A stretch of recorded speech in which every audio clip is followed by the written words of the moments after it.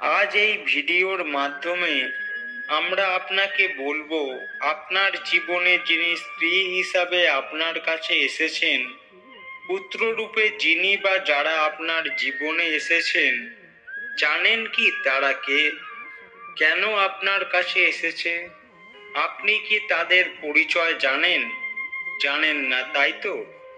আজ আমি এই সব বিষয় স্পষ্ট করার চেষ্টা করব, তাই শেষ পর্যন্ত ভিডিওর সাথেই থাকুন।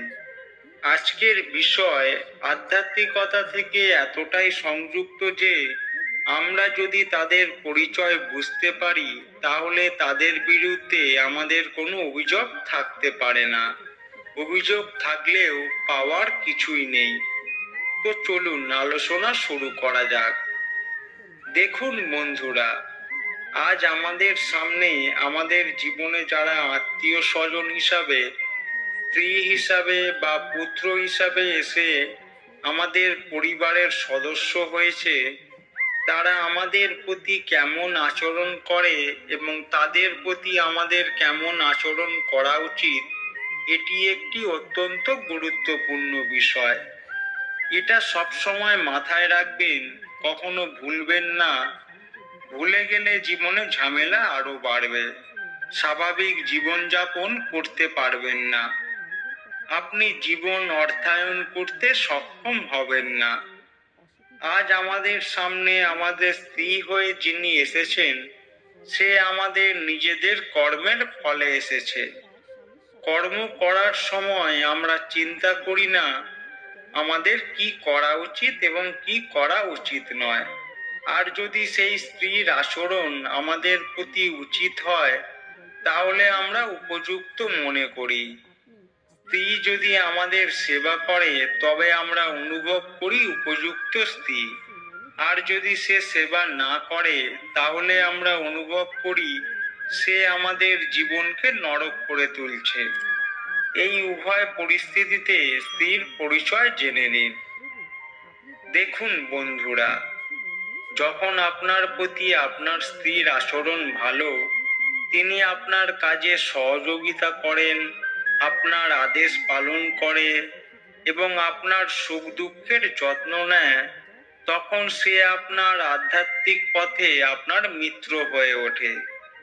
তখন আপনি নিশ্চিত হতে পারেন যে তাকে আমরা পেয়েছি আমাদের ভালো কাজের কারণে। আমরা এমন কিছু কাজ করেছি যা পুণ্য হিসাবে বিবেচনা করা যেতে পারে। পুণ্যের ফল সর্বদা সুখ হয়। যদি একই স্ত্রীর থেকে বারবার সমস্যা দেখা দেয়, সে আমাদের কথা শোনে না বা আমাদের সাথে প্রতারণা করে, যে কোনো কাজে আমাদের সহযোগিতা না করে অসহযোগিতা করে, তাহলে বুঝবেন আপনিও তার সাথে এমন ব্যবহার করেছেন। অকারণে খারাপ কিছু ঘটে না বন্ধুরা। আমরা মনে করি আমাদের সাথে কেন এমন হচ্ছে, আমরা তো ঈশ্বরের উপাসনা করি, পূজা পাঠ করি, তাহলে আমাদের সাথে কেন এমন হচ্ছে? কেন আমরা আমাদের স্ত্রীর কাছ থেকে এত কষ্ট পাচ্ছি? সুতরাং এতে আপনার অবশ্যই বোঝা উচিত যে আপনিও তার সাথে একই রকম আচরণ করেছিলেন। তাই সবার আগে আমাদের কর্মের প্রতি ধ্যান দিতে হবে। কর্ম কাউকে ক্ষমা করে না, সে ঠিকই আমাদের চিনতে পারে। আমরা ইহলোক বা পরলোক যেখানেই থাকি না কেন, আমাদের কর্মফল সেখানে পৌঁছাবেই। তার জন্য সে কারোর না কারোর কাছে সাহায্য নেবে।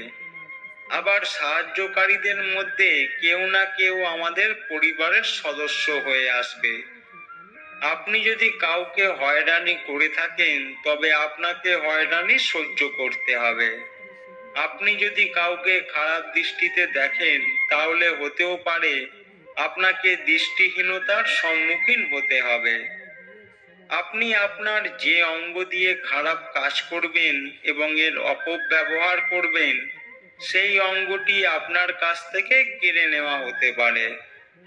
আজ যদি আমরা দরিদ্র হই, তাহলে এর সহজ অর্থ এই যে আমরা কখনো কাউকে দান করিনি, কারোর অর্থের অপব্যবহার করেছি। তাই আমাদের কাছ থেকে টাকা কেড়ে নেওয়া হয়েছে। যদি আমরা খুব গালাগালি করেছি বা কাউকে তিরস্কার করেছি, তাহলে এটাও সম্ভব যে আমাদের নিজেদের অবস্থা বোবা ব্যক্তির মতো হয়ে যেতে পারে। পুত্রের কথা বলতে গেলে, পুত্র যদি আমাদের সাথে একই আচরণ করেছে, তাহলে কে জানে কোথা থেকে কোন আত্মা আজ আমাদের ছেলেরূপে আমাদের ঘরে এসেছে। আপনাকে বলে রাখি, পুত্র 4 প্রকার। প্রথম পুত্র, যিনি আমাদের সেবা করেন। এর মানে আমরা কোনো না কোনো সময় এই আত্মার সেবা করেছি, তাই সে সেই ঋণ শোধ করতে এসেছে এবং সারা জীবন আমাদের সেবা করবে। আমাদের ছেলে যদি এমন হয়, তাহলে সে তার ঋণ শোধ করতে এসেছে। দ্বিতীয় পুত্র, আমাদের জীবনে যদি এমন পুত্র আসে যে নিতে এসেছে, তাহলে সে কি করবে? আপনার সেবার সাথে তার কোনো সম্পর্ক নেই। সে আপনার টাকা নষ্ট করবে, প্রলোভন দেখিয়ে বা হুমকি দিয়ে টাকা নেবে আর নষ্ট করবে, কারণ আপনি এইভাবে তার টাকা নষ্ট করেছেন। তৃতীয় পুত্র, সে উদাসীন থাকবে। যতক্ষণ না বিয়ে করে, তিনি ততক্ষণ পর্যন্ত আপনাকে সমর্থন করবে, আর বিয়ের পর আপনার সাথে সে কোনো সম্পর্ক রাখবে না, বিচ্ছিন্ন হয়ে পড়বে। তার নিজের পরিবার হবে এবং সে তার পরিবার নিয়ে বিচ্ছিন্ন হয়ে থাকবে। সে আপনার সম্পর্কে খারাপ কথাও বলবে না, আপনাকে আঘাতও করবে না, তবে সে আপনাকে সাহায্যও করবে না। আপনার প্রতি তার কোনো সহানুভূতি থাকবে না। সে হলো সম্পূর্ণ উদাসীন পুত্র। চতুর্থ পুত্র, যদি আমরা কোনো জন্মে কোনো আত্মাকে কষ্ট দিয়েছি, যন্ত্রণা দিয়েছি বা তাকে অসম্মান করেছি, তাকে নির্যাতন করেছি বা তার সাথে শত্রুর মতো আচরণ করা হয়েছে, তাহলে সেই পুত্র আমাদের সাথে ঠিক একইভাবে আচরণ করবে। সে আপনাকে শত্রু মনে করবে এবং মারধর করবে, গালাগালিও করবে, কারণ তখন আপনি সক্ষম ছিলেন, তাই সে আপনার কিছুই করতে পারেনি এবং আপনি নির্বিচারে তাকে অত্যাচার করেছেন। আজ ঈশ্বর তাকে সেই সুযোগ দিয়েছেন, তাই সে আজ তার প্রতিশোধ নিচ্ছে। তাকে সেই সুযোগ দিয়েছেন, তাই সে আজ তার প্রতিশোধ নিচ্ছে। তাহলে কি করতে হবে? কিভাবে এর থেকে বাঁচবেন? স্বীকার করে নিন। স্বীকার করে নেওয়াই ভালো।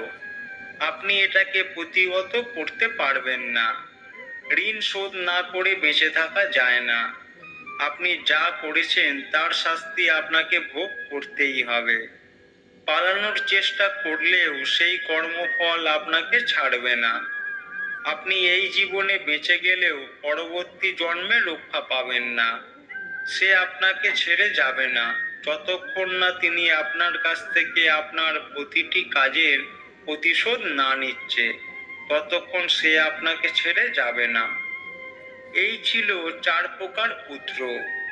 আমাদের শাস্ত্রে বলা হয়েছে যে সব সময় ভালো কাজ করুন, পাপ কাজ এড়িয়ে চলুন। এখন এই লোকেদের সাথে, এই সদস্যদের সাথে আমাদের কি করা দরকার? তাদের প্রতি খারাপ আচরণ বা শত্রুতা করা চলবে না। এটি দায়িত্ব মনে করে পালন করুন। তারপর দেখুন তারা কি করে। তারা স্বাধীন, তাদের এটা করতে দিন। আপনি থামাতে পারবেন না, কারণ দিনের পর দিন আপনার দুর্বলতা বাড়তেই থাকবে। আপনি বার্ধক্যের দিকে অগ্রসর হবেন এবং সে যৌবনের দিকে যাবে। আর সে সব উপায়ে এত অত্যাচার করবে যতটা আপনি তাকে করেছেন। আপনি আপনার কর্তব্য পালন করুন, আপনার দায়িত্ব পালন করুন এবং তাদের সাথে স্বাস্থ্যসম্মত ব্যবহার করুন এবং তারা যা করছে তা স্বীকার করুন, কারণ তারা আমাদেরই মানসপুত্র। তারা আমাদের দুঃখী করতে বা খুশি করতে আসেনি, বরং তাদের সাথে যা হয়েছিল তারা তাই করছে। এখন আপনি যদি তাতে দুঃখী হন বা খুশি, এটি আপনার মানসিকতার উপর নির্ভর করে, আপনি খুশি কি না। বরং মেনে নিন। বাধ্য হয়ে মেনে নিন বা কাঁদতে কাঁদতে মেনে নিন, মানতে তো আপনাকে হবেই। এই জীবনেই ভোগ করে নিন, অন্যথায় এই জন্ম পেরিয়ে গেলে আরো সুখ যোগ হবে এবং পরবর্তী জীবনে আরো কঠিন পরিণতি ভোগ করতে হবে। মোট কথা হলো, আপনাকে তাদের ঋণ শোধ করতেই হবে। তো এই ছিল 4 প্রকারের পুত্র আর স্ত্রী। তারা আজ আপনার সাথে যা করছে, আপনিও তাদের সাথে এভাবেই করেছিলেন। কাউকে দোষারোপ করবেন না, অভিযোগ করতে কোথাও যাবেন না। কর্মের ফল সবাই পায়। এখানে ঈশ্বরকেও দোষারোপ করবেন না, এর সাথে ঈশ্বরের কোনো সম্পর্ক নেই। এটি প্রকৃতি এবং প্রকৃতির নিজস্ব নিয়ম রয়েছে। আপনি যদি সেই নিয়ম লঙ্ঘন করে থাকেন, তাহলে সেই অনুযায়ী শাস্তি যাই হোক না কেন, অবশ্যই আপনি পাবেন। প্রকৃতি আমাদের কর্মফল ভোগ করতে বাধ্য করে। প্রিয় বন্ধুরা, আজকের আলোচনা এই পরামর্শ দিয়ে শেষ করছি। আপনি যতদূর পারেন এমন কিছু করবেন না যা আপনি পছন্দ করেন না, এমন কিছু করবেন না যা আপনি করতে চান না, তাহলে সব ঠিক হয়ে যাবে। ঈশ্বরের কাছে প্রার্থনা করি আপনি, আপনার পরিবার, আপনার পিতামাতা সুস্থ থাকুন। জয় শ্রীকৃষ্ণ। রাধে রাধে।